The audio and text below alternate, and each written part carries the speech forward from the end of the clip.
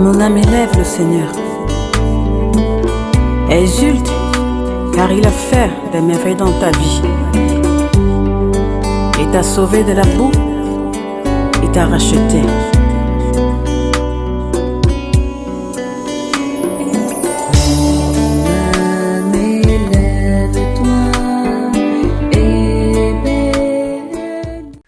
Chers amis, bonjour. Joie nouvelle de se retrouver sur les ondes de la 100.3. Il est 10h30 dans le studio de Christ Radio. Et nous sommes toujours dans notre réflexion que nous venons de commencer ce matin sur l'épître aux Galates. Et dans l'épître aux Galates, il y a 6 chapitres. Et c'est bien d'avoir une petite connaissance de l'épître aux Galates. J'espère que ceux qui sont habitués à 100.3, vous avez maintenant une très bonne connaissance du Pentateuque, puisqu'on avait étudié déjà jadis, n'est-ce pas, au début, tout le livre de la Genèse, tout le livre de l'Exode, Nombre, Deutéronome et Lévitique. On a étudié les 5 livres en entier. Et je voulais continuer avec après, donc, c'était Josué, Juge, tout ça. Bon, mais pour le moment, on n'a pas eu le temps, mais on verra avec le temps, non, comment on va reprendre tout ça. Après, donc, c'est important, on a étudié l'évangile de Matthieu, on a étudié l'évangile de Jean. Et de temps en temps, on parcourt une épître. On a commencé aussi un petit peu l'Apocalypse. Il faut que pour chacun d'entre nous, ces livres deviennent des livres familiers, non ? Qu'on puisse se familiariser avec les Saintes Écritures, qu'on puisse remettre les Saintes Écritures. Et là, qu'on puisse commencer, vous voyez, à mettre sur l'Épître aux Galates. Alors, certains d'entre vous, peut-être, ne l'ont jamais lu. Mais dans l'Épître aux Galates, commencer à essayer de comprendre ce qu'est cette Épître aux Galates, pourquoi Paul l'a écrite.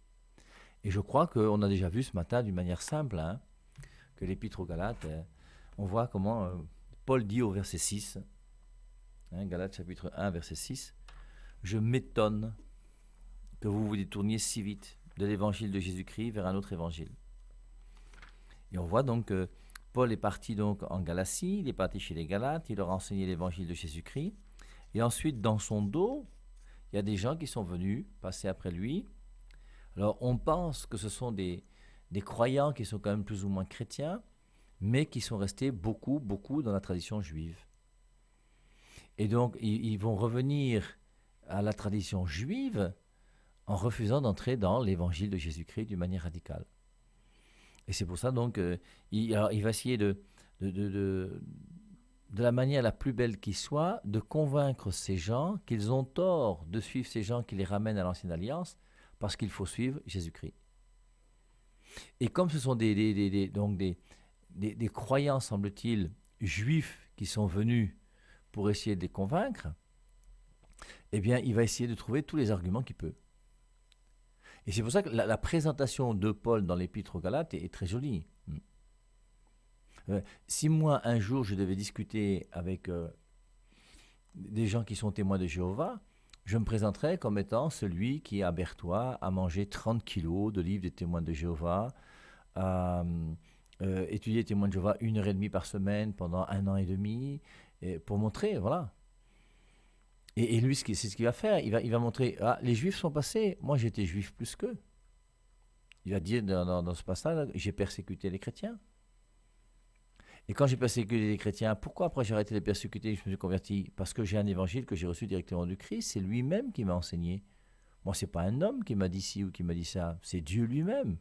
J'ai un contact direct avec Dieu quand Dieu était venu et il m'a dit, voici ce qu'il faut annoncer, et j'ai annoncé ce que Jésus-Christ me demandait d'annoncer. Il va montrer donc qu'il a persécuté les chrétiens catholiques, qu'il a été juif à l'école des grands juifs qui s'appelle Gamaliel. La présentation de Paul dans l'épître de Galates est d'une beauté extraordinaire pour essayer de se présenter comme quelqu'un qui doit justifier la cause qu'il défend, qui est que l'évangile est plus important que la loi. Alors, on avait lu Galates chapitre 1, le verset 1. Moi, Paul, apôtre. Et il semble que c'est la seule fois d'ailleurs où il dit, il se présente comme cela dans une épître. Moi, Paul, apôtre, et pour cela, personne ne m'a envoyé ou n'est intervenu. Seulement Jésus. Dès le début, là, il montre à ces gens à qui il écrit, là, je ne suis pas un homme comme les autres. Moi, mon enseignement, j'ai reçu directement du Christ, comme il dit dans Galates chapitre 1, verset 11. Moi, Paul, apôtre. Nous, on sait que les apôtres, c'est qui ? Pierre, Jacques, Jean, les 12. Oui, très bien. Moi, les 12, là, je ne les connais pas. Et après, il va voir comment il va avoir un lien avec les 12. Et c'est dans l'Épître aux Galates, d'ailleurs. Alors, dans le chapitre 2, à partir du verset 11, qu'on va voir que euh, Paul va reprendre Pierre. Et Pierre va se comporter d'une manière qui pour lui n'est pas juste, et il va reprendre Pierre. Il faut dire que Pierre, ce que tu fais là, ce n'est pas bien. Il fait ça pourquoi? Pour montrer que oui, Pierre, c'est le chef de l'Église, mais moi, Paul, j'ai quand même repris Pierre. Et c'est très joli. On a le droit de reprendre même un pape. Hein. D'ailleurs, le pape, je vous rappelle, il se confesse, il reconnaît qu'il fait des erreurs. Et le jour où il fait une erreur, on lui dit, s'il est comme Pierre, il va accepter de changer, c'est tout. Hein, c'est pour ça que quand on dit que le pape est infaillible, ça ne veut pas dire qu'il ne fait pas d'erreur.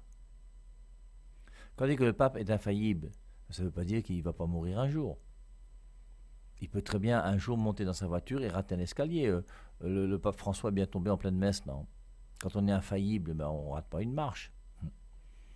Il peut faire les comptes de sa comptabilité du mois s'il a de l'argent à gérer et il peut se tromper dans une soustraction, dans une addition. Il peut faire des erreurs.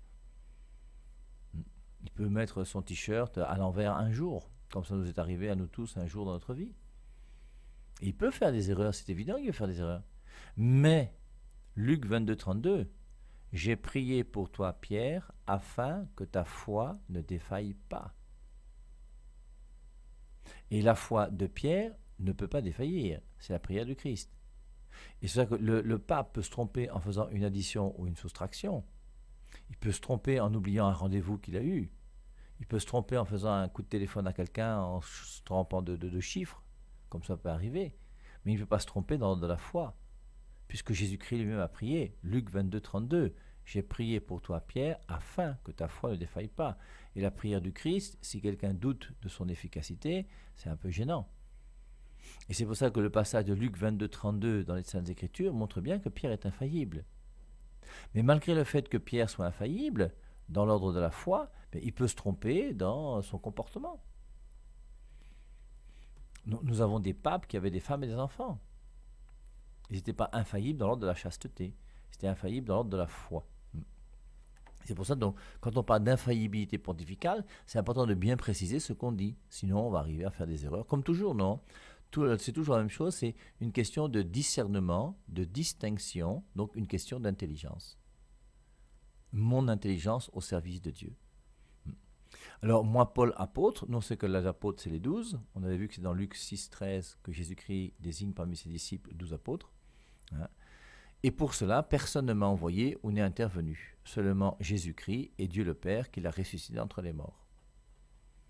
Donc il parle déjà bien de Jésus-Christ et de sa résurrection pour montrer que nous sommes dans le christianisme, dans la foi chrétienne. Si le Christ n'est pas ressuscité, vaine est notre foi. C'est 1 Corinthiens chapitre 15. Moi et tous les frères qui sont avec moi, nous saluons les églises de Galatie. Recevez grâce et paix de Dieu notre Père et du Seigneur Jésus-Christ. Il a donné sa vie pour nos péchés, pour nous arracher à cette existence misérable, faisant en cela la volonté de Dieu notre Père. Gloire à lui pour les siècles des siècles. Amen. Alors c'est bien de se rappeler qu'il a donné sa vie pour nos péchés. Et s'il y a des gens qui nous écoutent aujourd'hui et qui reconnaissent qu'ils sont des grands pécheurs, eh bien il ne faut jamais que le péché nous décourage de continuer à pouvoir aimer Dieu. La seule personne qui veut te faire croire que ton péché est plus grave que tout et que tu es foutu, c'est Satan. Je vous rappelle le cardinal Christian Toumi en 1988 peut-être, ou je ne sais pas en quelle année il a été créé cardinal, ou 89, il était venu faire sa première messe à Berthois. Et en faisant sa messe à Berthois, il avait dit que quand tu pêches, le fait de tomber, c'est pas ça qui est grave. Ce qui est grave, c'est de ne pas te relever. Et c'est Judas qui refuse la miséricorde de Dieu. Si Judas avait cru à la miséricorde de Dieu, il n'aurait eu aucun problème. Mais au bout d'un moment, le diable va essayer de nous décourager en faisant croire que j'ai tellement péché que Dieu lui-même ne peut plus. Mais Dieu ne peut pas faire autre chose que de t'aimer. Je vous rappelle l'Apocalypse, chapitre 1, la vision du Christ en gloire. Et dans cette vision du Christ ressuscité, il a des yeux qui sont comme des flammes de feu. Parce que Dieu, ses yeux, c'est comme des flammes de feu. Parce que Dieu ne peut pas faire autre chose que de te regarder avec un regard d'amour. Même si tu es le plus grand pécheur de la terre, Dieu t'aime et Dieu veut ton bonheur. Mais il ne pourra jamais vouloir ton bonheur sans toi. Rappelez-vous, dans le passage de Scott Hahn qu'on a lu la semaine dernière, à un moment, il a promis à sa femme, en 85, de ne pas devenir catholique avant 1990. Et il est tellement convaincu que l'Église catholique est l'Église que le Christ a voulu. Il a assisté à une messe où il a compris que c'est là que la Bible a toute sa valeur. Il a compris que l'Eucharistie est quelque chose d'important et qu'il devait recevoir l'Eucharistie.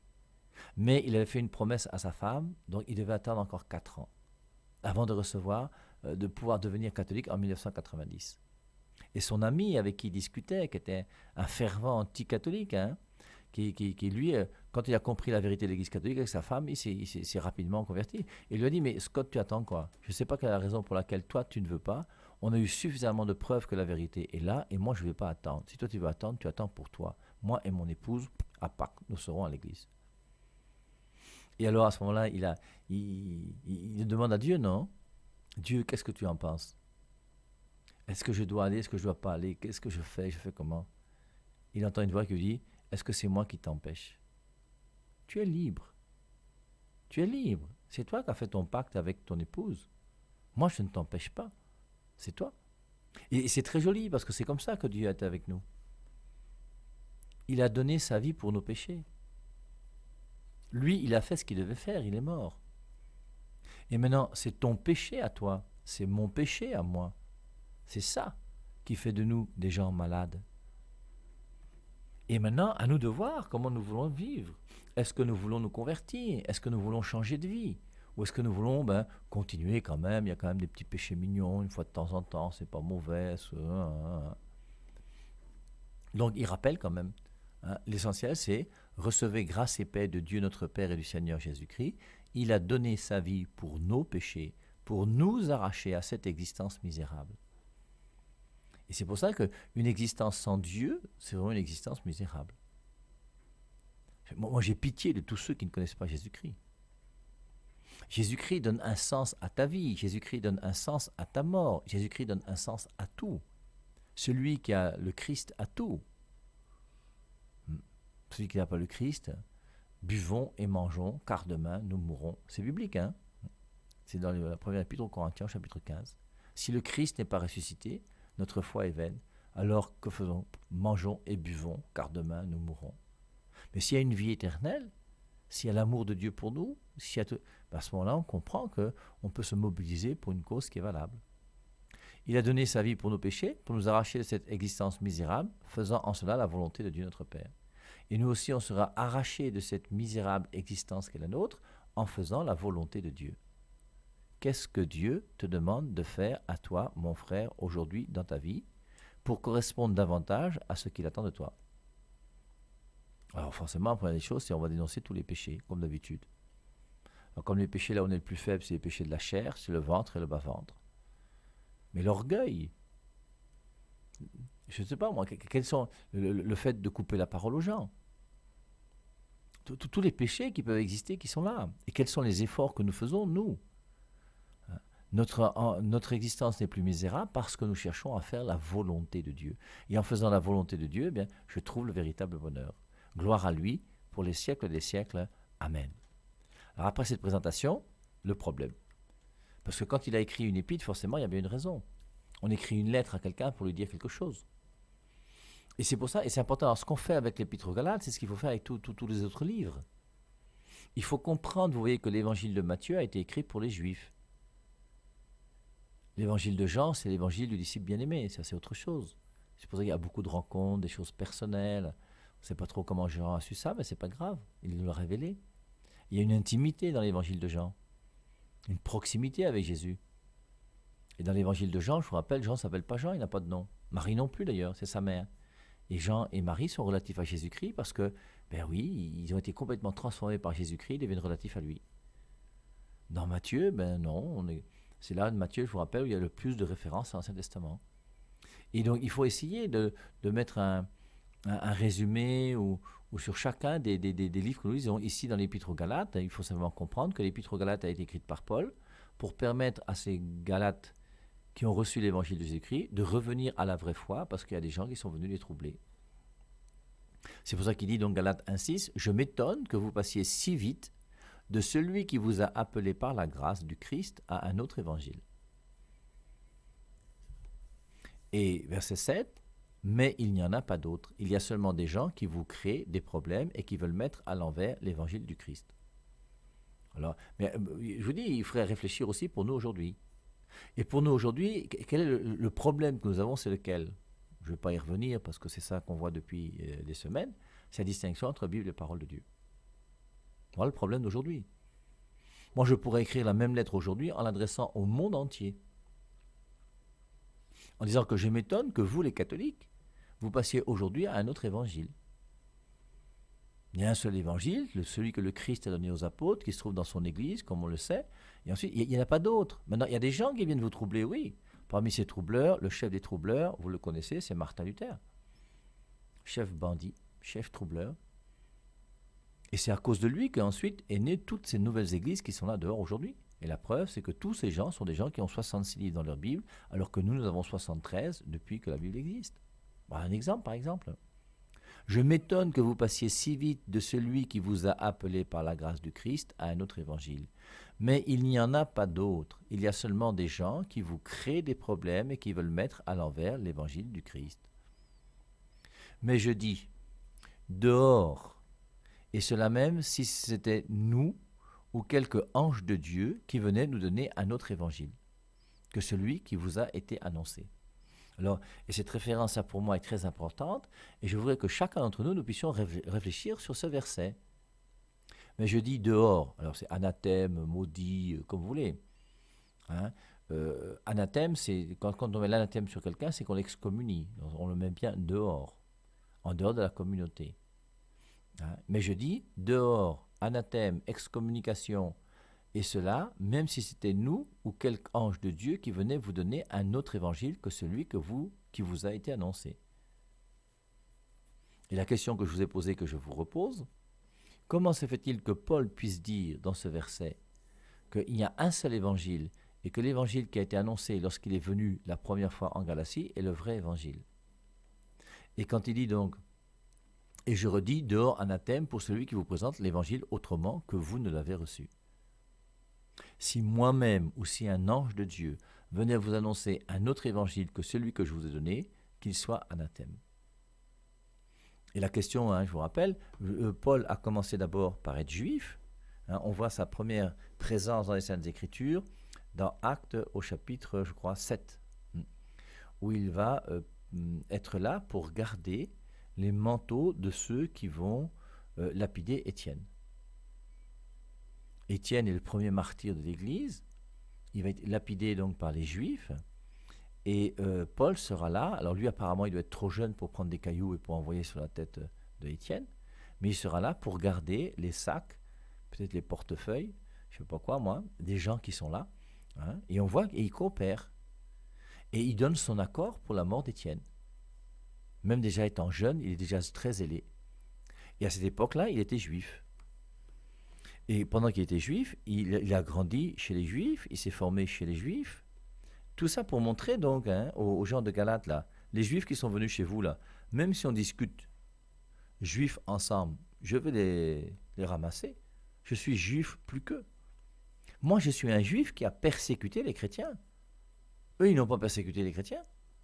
Moi, je suis un juif qui a été à l'école de Gamaliel. C'est pas tout le monde qui est à l'école de Gamaliel. Et donc, il montre que lui, donc, du côté du judaïsme, là, je dépassais beaucoup de mes frères. Et maintenant, il a enseigné la doctrine des Juifs d'abord, en persécutant les chrétiens. Ensuite, il s'est converti sur la route de Damas. Ensuite, maintenant, il a commencé à annoncer l'évangile de Jésus-Christ. Et maintenant qu'il annonce l'évangile de Jésus-Christ, il dit, si je vous annonce maintenant un autre évangile, que je sois maudit. Parce que l'évangile que je vous enseigne, c'est le vrai évangile. Et ma question que je vous ai posée, c'est pourquoi lorsqu'il enseignait la loi juive, son enseignement était mauvais? Pourquoi lorsqu'il enseigne l'enseignement de Jésus-Christ, son enseignement est bon? Et pourquoi s'il enseigne maintenant un autre enseignement, son enseignement sera mauvais?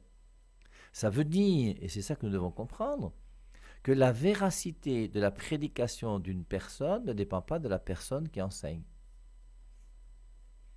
Mais c'est important, parce que tu ne peux pas suivre une personne parce que la personne en parle bien. On ne suit pas une personne parce que dans son église on chante bien. Pourquoi et pour quelle raison je peux suivre quelqu'un et me dire que oui, cette personne, je dois la suivre parce que c'est elle qui me parle au nom de Jésus-Christ? Et c'est pour ça que je vous rappelle une fois de plus que je n'aime pas le mot homme de Dieu. Semaine dernière, quelqu'un qui est venu, il m'a appelé, il m'a dit homme de Dieu. Je lui ai dit, je ne suis pas homme de Dieu.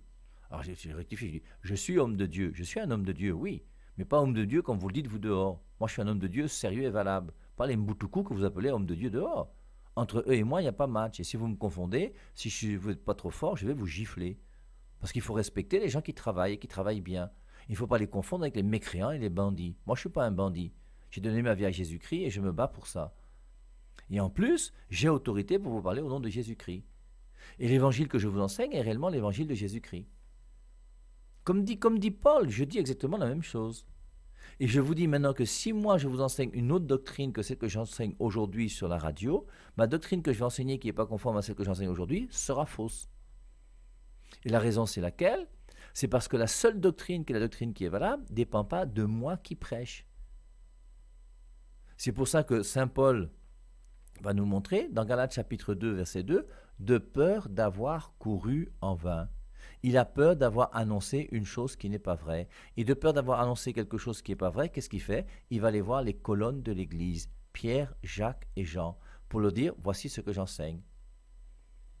Je reprends avec vous un passage qu'on avait déjà vu, mais je crois que comme on dit que la répétition est la mère de la science, de l'enseignement en tout cas, donc on avait vu dans un passage, c'est Romains chapitre 10, verset 13.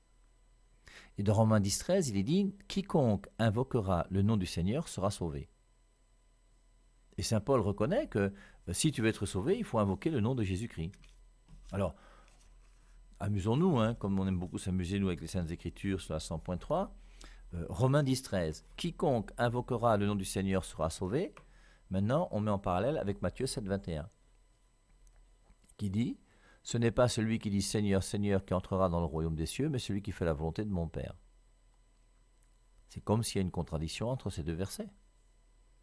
Romains 10, 13. « Quiconque invoquera le nom du Seigneur sera sauvé. » Et maintenant, dans Matthieu 7, 21, il dit « Ce n'est pas celui qui dit Seigneur, Seigneur qui entrera dans le royaume des cieux. » Alors, à vous maintenant de faire votre petite théologie pour comprendre ces deux versets et être intelligent pour comprendre que ces deux versets ne se contredisent pas, mais qui sont cités tous les deux dans un contexte différent qui fait que, bien d'un côté, les deux sont vrais, même si apparemment c'est difficile de les mettre ensemble. Romains 10, 13, « Quiconque invoquera le nom du Seigneur sera sauvé. » Donc tous ceux qui vont invoquer le nom du Seigneur d'une manière vraie, en invoquant réellement Seigneur, en ayant des œuvres, seront sauvés.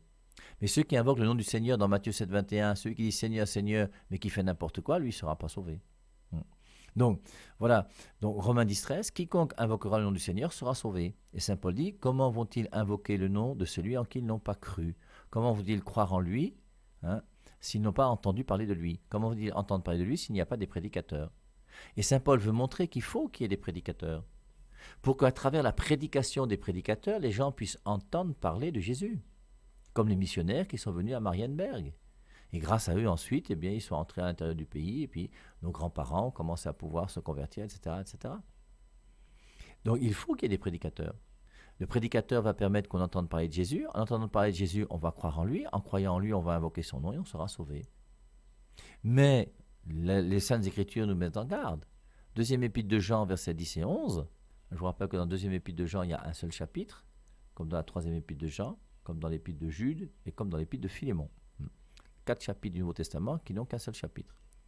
Dans la deuxième épître de Jean, versets 10 et 11, « Si quelqu'un vient chez vous et n'apporte pas cette doctrine, ne le recevez pas dans votre maison. » Nous n'avons pas à recevoir n'importe qui. Nous n'avons pas à écouter n'importe qui. Nous n'avons pas le droit, si nous sommes des chrétiens intelligents et conduits par l'Esprit Saint, d'écouter n'importe quelle prédication. Si quelqu'un vient chez vous et n'apporte pas cette doctrine, ne le recevez pas dans votre maison.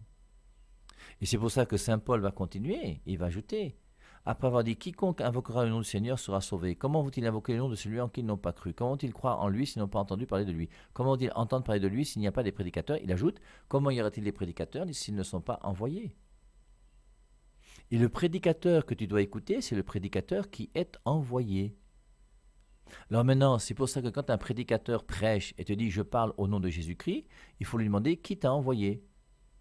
Si tu as dit « C'est l'Esprit Saint, j'ai reçu une révélation », fais demi-tour et cours vite. Je vous rappelle Jean chapitre 20, verset 21. Comme le Père m'a envoyé, qui a envoyé le Fils? C'est le Père. Et nous avons raison d'écouter le Fils, qui est un prédicateur, parce qu'il a été envoyé par le Père. Et le Père, c'est bien Yahvé, c'est l'Ancien Testament. Et Yahvé a envoyé son Fils qu'il avait promis. Et maintenant que son Fils est venu, nous avons le devoir de l'écouter. Il a été envoyé par le Père. Et maintenant que le Fils est venu sur terre, il a envoyé qui, lui? Il a envoyé les apôtres. Luc 10, 16, celui qui vous écoute m'écoute. Luc 22, 19, ceci est mon corps. Il ajoute, faites ceci en mémoire de moi. Il donne aux apôtres le pouvoir de transformer le pain dans le corps du Christ. Il donne aux apôtres le pouvoir de remettre les péchés. Jean chapitre 20, verset 23, tous ceux à qui vous remettrez les péchés leur seront remis. Et Jésus-Christ lui a envoyé les apôtres. Il a envoyé l'Église. Et c'est en étant fidèle aux apôtres et à l'Église que je suis fidèle à ce que Jésus-Christ a voulu. Et moi, Père et Marie, je suis fidèle à l'Église que le Christ a fondée, Matthieu 16, 18, qui est l'Église catholique qui existe depuis 2000 ans. Et la seule raison pour laquelle ce que je vous dis est la vérité et que vous avez le devoir de m'écouter, et que je vous dis, comme Jésus-Christ a dit aux apôtres, Luc 16, celui qui vous écoute m'écoute, celui qui vous rejette me rejette, ceux qui rejettent mon enseignement, c'est Jésus-Christ que vous rejetez, pas à cause de moi. C'est pas à cause de Paul que l'enseignement est bon ou mauvais. C'est pas à cause de moi que mon enseignement est bon, c'est à cause de l'Église qui m'envoie. Comment y aura-t-il des prédicateurs s'ils ne sont pas envoyés? Un prédicateur est envoyé. Es-tu envoyé par qui? Forcément par le Christ qui a envoyé les apôtres. Et les apôtres, c'est qui? C'est l'Église. Et si l'Église t'envoie, on doit t'écouter. Si l'Église ne t'envoie pas, il ne faut plus t'écouter. C'est pour ça que je veux repartir. Mais Martin Luther a été chassé de l'Église. Moi, j'y peux rien. Moi, je ne suis pas chassé de l'Église, moi. Si un jour, Monseigneur Jean Barga vous dit, n'écoutez plus la 100.3, parce que le Père et Marie est quelqu'un qui est bizarre, ou pour une raison ou pour une autre, il y aura une doctrine, ils vont dire que mon enseignement n'est pas bon, ou je ne sais pas quoi. Mais ne m'écoutez plus. L'Église est plus que moi. L'Église est plus que Paul. L'Église est plus que Pierre. La preuve, c'est que l'Église existe encore, mais Paul et Pierre, on ne sait pas où ils sont. Et c'est pour ça, donc, on retrouve toujours, vous voyez, l'importance de l'Église. Après les 4 évangiles, Matthieu, Marc, Luc et Jean, où on voit la mission de Jésus-Christ qui a été faite, Jésus-Christ a confié sa mission à qui? À l'Église. Et c'est cette Église qui est importante. Et c'est cette Église qui est colonne et appui de la vérité, hein, Timothée 3,15. C'est cette Église qui nous sanctifie à travers les sacrements. C'est l'Église qui nous donne la parole de Dieu. Et c'est pour ça, donc, c'est en étant fidèle à cette Église que je sais que je suis sur le chemin que Jésus-Christ a voulu pour moi. Et c'est pour ça que ce passage donc de Genèse chapitre 1, de Galates chapitre 1 verset 8, alors que je vais vous lire dans ma traduction Louis II, mais si nous-mêmes ou si un ange du ciel vous annonçait un évangile différent de celui que nous vous avons annoncé, qu'il soit anathème. Nous l'avons dit précédemment et je le répète maintenant, si quelqu'un vous annonce un évangile différent de celui que vous avez reçu, qu'il soit anathème. Alors j'espère que pour chacun d'entre nous, ces premiers versets de l'Épître aux Galates sont déjà clairs dans notre tête.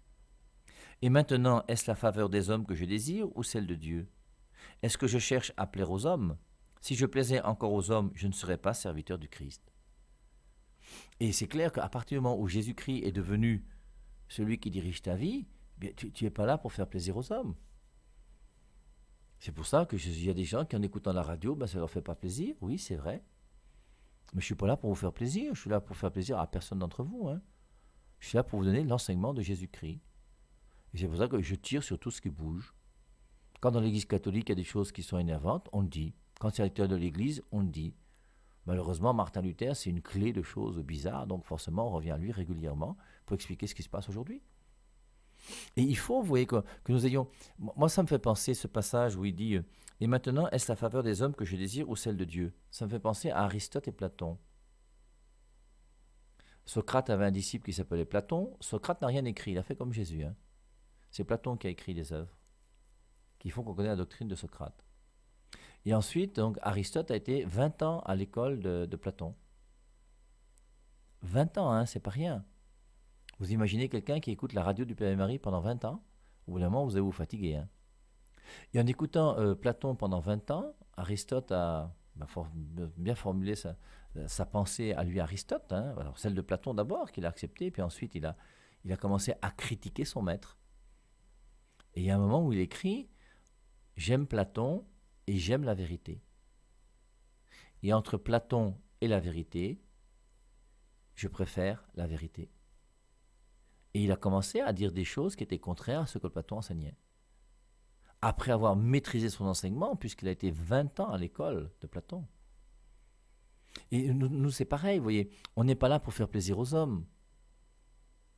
C'est clair, moi, plusieurs fois dans ma vie, il y a beaucoup de personnes qui m'ont... Quand ils me demandent, moi je leur dis simplement ce que je pense être vrai. Je pense à cette femme qui était venue me voir un jour. Elle vient me voir pour me dire que mon père, elle est une vieille femme qui marchait avec un bâton. Elle me dit, mon père, mes jambes, ça ne va plus. Est-ce que vous pouvez prier pour que Dieu me donne des nouvelles jambes? Je dis, il n'y a pas de souci, on va prier pour que Dieu donne des nouvelles jambes. Mais là, il faut savoir une chose, c'est que quand on prie, Dieu n'est pas là pour exaucer notre prière. C'est nous qui devons chercher à faire la volonté de Dieu, et non pas Dieu qui est là pour faire notre volonté à nous. Et je lui dis, vu ton âge, je ne pense pas que tu en as encore pour longtemps à vivre. Et rends grâce à Dieu pour tes pieds qui t'ont permis de marcher pendant si longtemps. Maintenant, si Dieu veut donner une paire de jambes d'une jeune fille de 25 ans, moi, je n'ai pas de souci, qu'il te donne. On va prier pour ça. Mais je crois qu'en même temps, n'oublie pas aussi de te préparer et savoir que d'ici quelques années, et aujourd'hui, je suis persuadé qu'elle est morte. C'était il y a plus de 20 ans, elle était déjà vieille, donc forcément, elle doit être morte et bien morte aujourd'hui. Et c'est pour ça, c'est important, même sur la mort, qu'on puisse dire la vérité, qu'on puisse aimer la vérité. Entre Platon et la vérité, j'ai préféré la vérité. Et saint Paul, lui, entre plaire aux hommes, est-ce maintenant la faveur des hommes que je désire ou celle de Dieu? Est-ce que je cherche à plaire aux hommes? Si je plaisais encore aux hommes, je ne serais pas serviteur du Christ. Amen.